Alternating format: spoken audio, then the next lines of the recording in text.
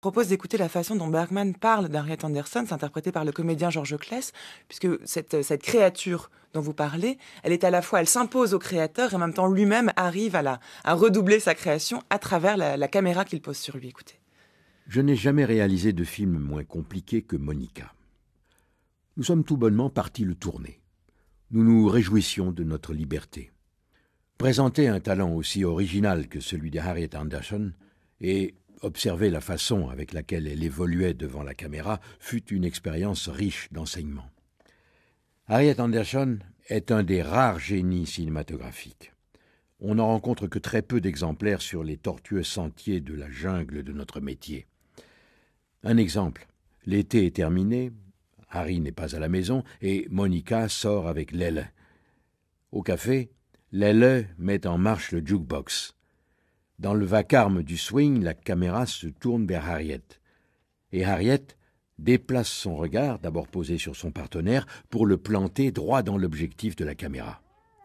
Ici, et pour la première fois dans l'histoire du cinéma, s'établit soudain un contact direct et impudique avec le spectateur.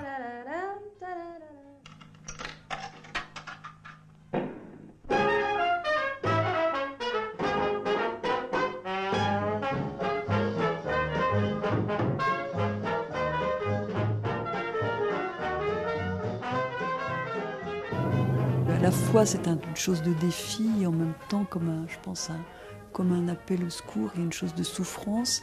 Et puis aussi, cette chose que je trouve magique, alors que moi je trouve qu'on n'a que dans le regard des femmes, que dans le visage des femmes, et que ça, Bergman savait filmer, c'est que, alors qu'elle nous offre son visage et en nous regardant effrontément, pourtant c'est un mystère absolu. C'est même pas une garce, voilà le problème. On pourrait se dire, elle nous regarde effrontément, c'est une garce. Non, c'est le visage d'un mystère absolu, de quelque chose d'à la fois buté et limpide qui n'appartient qu'aux femmes, je crois.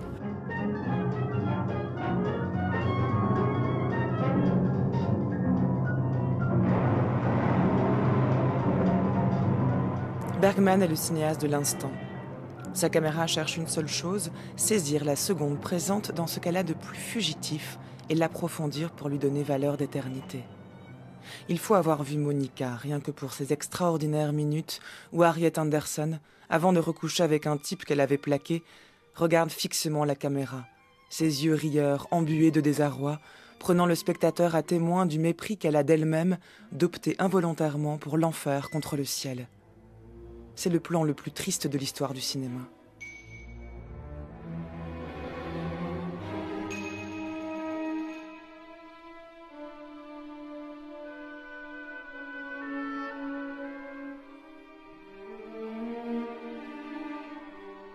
Alain Bergala, ce regard face caméra d'Harriet Anderson, à peu près à la moitié du film Monica, est-il pour vous l'expression du mystère féminin, comme le laisse entendre Catherine Briac, dont on a entendu la voix, ou au contraire le plan le plus triste de l'histoire du cinéma, nous dit Godard, parce que c'est le regard qui exprime le choix de l'enfer contre le ciel? Oui, je suis pas du tout d'accord avec Godard, qui dit qu'effectivement, elle choisirait l'enfer. Or, c'est pas du tout ça. Enfin, il me semble, aujourd'hui, on a beaucoup de recul pour voir ce regard caméra qui a déjà fait beaucoup parler. En fait, il me semble que le personnage, à ce moment-là, s'apprête à faire quelque chose qui est absolument contraire à toutes les règles morales de bienséance, etc. C'est-à-dire elle a un petit mari qui est Harry, elle a un petit bébé, et elle ne supporte pas la vie que Harry lui fait vivre. Voilà, alors, on est de retour de l'île, là. On est du retour de l'île, la dernière voilà. partie du film, l'usure du couple. Et lui est un très gentil garçon, il pense qu'à la famille, à gagner suffisamment d'argent pour élever le bébé, etc. Elle trouve qu'il n'en gagne pas assez. Et surtout, elle lui reproche qu'il lui impose une vie étriquée. Et elle décide, et là c'est très violent, elle décide qu'elle va descendre dans le café et coucher avec le premier homme venu. Parce que c'est pas Lélé. Bergman se trompe. Et Godard se trompe aussi. Ouais. C'est pas Lélé, c'est un anonyme absolu. On voit même pas son visage, c'est une ombre chinoise. Donc elle décide de coucher avec le premier venu. Pourquoi? Pas du tout par désir sexuel, absolument pas. C'est la seule façon pour elle d'accomplir un acte irrémédiable. C'est-à-dire qu'après ça, elle est obligée de continuer, elle ne pourra plus vivre là avec son mari et son bébé. C'est-à-dire c'est une façon pour elle de rompre de façon radicale avec sa vie et de faire un geste irréversible. Et à ce moment-là, et pour moi c'est le vrai sens du regard caméra, elle regarde le spectateur. Et comme si elle voulait lui dire, jusqu'à présent, tu m'as aimé, j'étais quelqu'un d'agréable, de drôle, de vivant, d'inventif, et là je vais faire ça. C'est-à-dire, je vais abandonner mon mari et mon bébé. Est-ce que tu me suis toujours ? Et donc, c'est un regard qui est essentiel dans l'histoire du cinéma, parce que c'est un regard discriminatoire. C'est-à-dire que j'imagine que dans les salles, à l'époque, chaque spectateur avait sa réponse. C'est-à-dire que, normalement, au cinéma, l'écran est fait pour que tout le monde ait la même réaction, ou pense à peu près la même chose. Avec Bergman, on est dans le cinéma moderne, où, au contraire, ce qui se passe sur l'écran fait que chaque spectateur a sa propre réaction, son propre jugement. Et là, elle nous dit ça. C'est une manière de se désolidariser du spectateur, de lui dire voilà, je ne suis plus acquis à ton regard et maintenant c'est toi qui vas pouvoir me juger comme tu veux. Débrouille-toi. Ouais. Et débrouille-toi en conscience, puisque c'est un pur regard, c'est-à-dire c'est totalement énigmatique. Je voudrais dire autre chose sur le regard, parce que à mon avis, n'a pas été assez dite. On dit toujours le regard caméra, comme si c'était presque hasardeux. En fait, c'est un plan incroyablement construit. Donc, on a le dragueur là, qui est sur le jukebox, il arrive vers elle, en face d'elle à table, enfin à la table du café, et là, ils ont un petit geste comme ça, amoureux.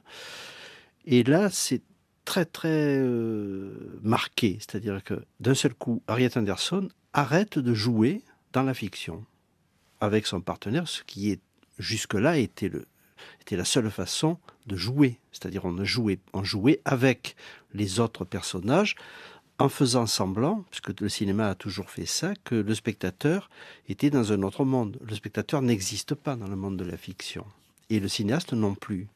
Enfin, de façon directe. Et là, d'un seul coup, Monica arrête de jouer avec son personnage et se met à jouer avec nous. C'est-à-dire, elle nous regarde. Ce geste-là n'avait jamais eu lieu. Avec nous ou avec Bergman ? Puisqu'il faut quand même le dire, c'est que dans la vraie vie, Bergman et la comédienne qui interprète Monica, Harriet Andersson, avaient une liaison amoureuse. Je pense que jouer avec Bergman, c'est plutôt sur l'île. Là, je pense que c'est plutôt avec nous. Alors, il fait une chose invraisemblable, Bergman, c'est qu'on est dans un café et derrière, il y a des plantes vertes et la lumière du jour. Et au moment où elle se retourne vers nous, la caméra s'approche d'elle et Bergman éteint la lumière du jour. C'est-à-dire qu'il éteint les projecteurs qui simulaient la lumière du jour et l'écran est noir et on n'a que le visage d'Harriet Andersson, très bien éclairé et du coup, les yeux, on ne peut pas y échapper. C'est pas du tout un regard anecdotique. Des regards caméra, il y en a toujours eu dans l'histoire du cinéma. Parce que ça arrivait à toujours un moment où les acteurs, par erreur, regardaient la caméra. Là, c'est vraiment mis en scène, assumé, totalement décidé.